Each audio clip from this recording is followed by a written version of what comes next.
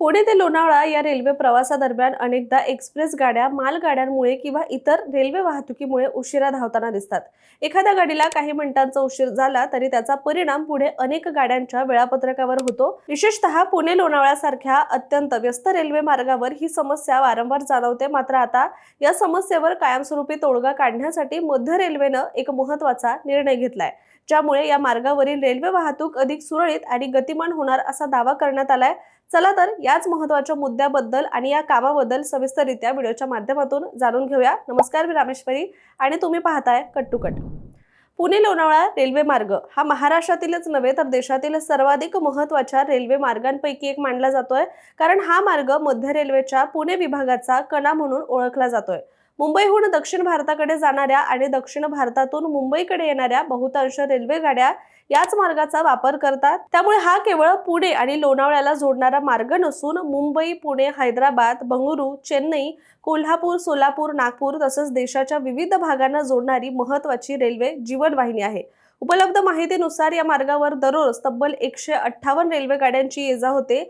यामध्ये पुणे लोणावळा लोकलच्या शेकडो फेऱ्या, Mumbai Pune intercity, Deccan queen, Vande Bharat express, त्याचबरोबर दीर्घ पल्ल्याच्या मेल एक्सप्रेस आणि सुपरफास्ट एक्सप्रेस या गाड्यांचा सुद्धा यामध्ये समावेश होतो। तसंच मोठ्या प्रमाणातील मालवाहतूक करणाऱ्या मालगाड्यांचा देखील यामध्ये समावेश होतोय आणि दररोज 2 लाखाहून अधिक प्रवासी या मार्गावरून प्रवास करतात। ही संख्या अनेक छोट्या शहरांच्या लोकसंख्येपेक्षा सुद्धा जास्त मानली जाते। विशेष म्हणजे पुणे विभाग हा मध्य रेल्वेचा असा विभाग आहे जो उत्तर आणि दक्षिण भारत यांना जोडण्याचं काम करतो। त्यामुळे या मार्गावर निर्माण होणारा कोणताही अडथळा केवळ पुणे किंवा लोणावळ्यापुरता मर्यादित राहत नाही, त्याचा परिणाम मुंबईपासून चेन्नईपर्यंत आणि नागपूरपासून बंगळुरूपर्यंत जाणाऱ्या अनेक गाड्यांवर सुद्धा होऊ शकतोय आणि म्हणूनच हा मार्ग देशातील सर्वाधिक व्यस्त रेल्वे कॉरिडॉरपैकी सुद्धा एक मानला जातोय। पण तरीही आज परिस्थिती अशी आहे की सध्या या मार्गावर वेगवान प्रवासी गाड्या आणि तुलनेनं कमी वेगाच्या मालगाड्या एकाच रेल्वे नेटवर्कचा अर्थात एकाच मार्गिकेचा वापर करतात। मालगाड्यांचा वेग अनेकदा 40 ते 60 किलोमीटर प्रति तास असतो, तर वंदे भारत किंवा सुपरफास्ट एक्सप्रेसचा वेग यापेक्षा खूप जास्त असतो आणि अशा परिस्थितीमध्ये एखादी मालगाडी पुढे असल्यास तिच्या मागील एक्सप्रेस गाडीला सिग्नल मिळेपर्यंत प्रतीक्षा करावी लागते। काही मिनिटांचा हा विलंब पुढे अनेक स्थानकांवर वाढत जातो आणि अखेरीस संपूर्ण रेल्वेचं वेळापत्रक विस्कळीत होतंय। त्यामुळे प्रवाशांना मात्र याचा वेगळाच मनस्ताप देखील सहन करावा लागतोय। रेल्वे प्रशासनावर सुद्धा अतिरिक्त ताण निर्माण होतोय आणि आपल्याला सुद्धा प्रवासादरम्यान कित्येकदा असे अनुभव सुद्धा आलेलेच आहेत। याशिवाय खंडाळा घाट हा भारतीय रेल्वेतील सर्वात आव्हानात्मक घाट विभागांपैकी एक आहे आणि घाटामध्ये गाड्यांचा वेग कमी करावा लागतो। त्यामुळे आधीच वाहतूक सुरळीत ठेवणं हे सुद्धा अत्यंत महत्त्वाचं ठरतं। याच समस्येवर कायमस्वरूपी उपाय म्हणून आता दापोडी, देहू रोड आणि मळवली या 3 महत्त्वाच्या स्थानकांवर प्रत्येकी 750 मीटर लांबीच्या लूप लाईन उभारल्या जाणार असल्याचं म्हटलं गेलंय। या 3ही स्थानकांची निवडही अतिशय महत्त्वाची मानली जाते, कारण दापोडी हे पुणे शहराच्या जवळचं महत्त्वाचं स्थानक आहे, तर देहू रोड हा औद्योगिक आणि लष्करी दृष्टिकोनातून महत्त्वाचा भाग आहे। शिवाय मळवली हे लोणावळ्याजवळील स्थानक असून घाट विभागामध्ये प्रवेश करण्यापूर्वी वाहतुकीचं नियोजन करण्यासाठी त्याचं विशेष महत्त्व सुद्धा मानलं जातंय आणि त्यामुळे या 3 ठिकाणी लूप लाईन उभारल्याने संपूर्ण मार्गावरील रेल्वे वाहतुकीचं व्यवस्थापन अधिक प्रभावीपणे करता येणार असा दावा केला जातोय। आता लूप लाईन म्हणजे काय तर आपण थोडक्यात समजून घेऊया। तर लूप लाईन म्हणजे मुख्य रेल्वे मार्गाला समांतर असलेली अतिरिक्त रेल्वे लाईन।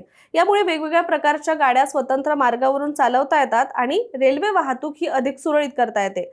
उदाहरणार्थ एखादी मालगाडी किंवा कमी वेगाची गाडी मुख्य मार्गावरून बाजूला काढून लूप लाईनवर उभी करता येते आणि त्याच वेळी वंदे भारत, डेक्कन क्वीन किंवा इतर एक्सप्रेस गाड्यांना मुख्य मार्गावरून वेगाने पुढे पाठवता येते आणि यामुळे केवळ वेळेची बचत होत नाही तर संपूर्ण रेल्वे मार्गाची क्षमता वाढते, म्हणजेच भविष्यात आणखी गाड्या चालवण्याचा मार्ग सुद्धा यामुळे मोकळा होतोय।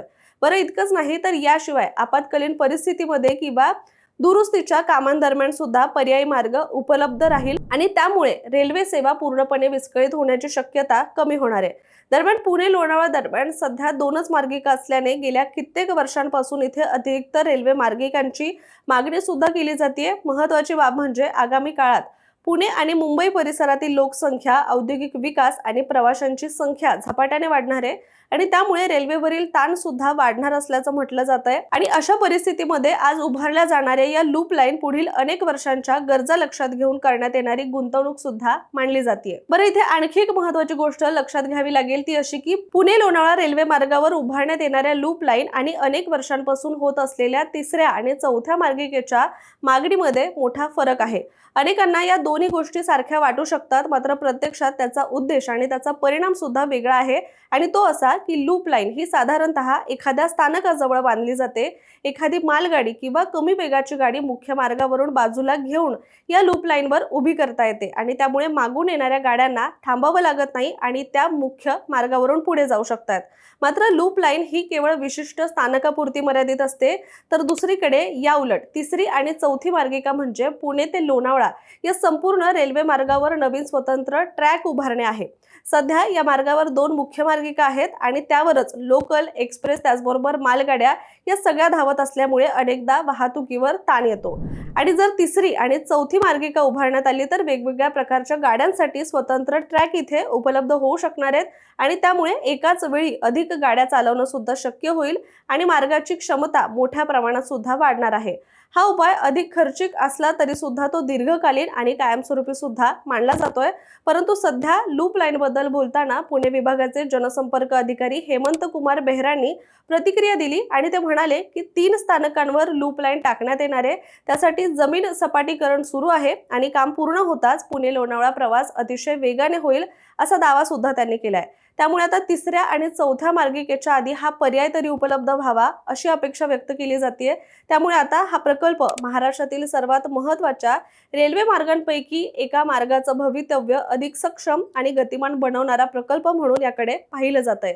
मात्र आता हे तरी काम किती वेळामध्ये पूर्ण होतं हे पाहणं आपल्यासाठी महत्त्वाचं ठरणार आहे। त्यामुळे तुर्तास आपण इथेच थांबूया आणि भेटूया पुढच्या व्हिडिओमध्ये एका वेगळ्या विषयासोबत। मात्र तोपर्यंत तुम्ही असेच माहितीपूर्ण व्हिडिओ पाहण्यासाठी आमच्या कट टू कटच्या YouTube चॅनलला सबस्क्राईब करायला विसरू नका।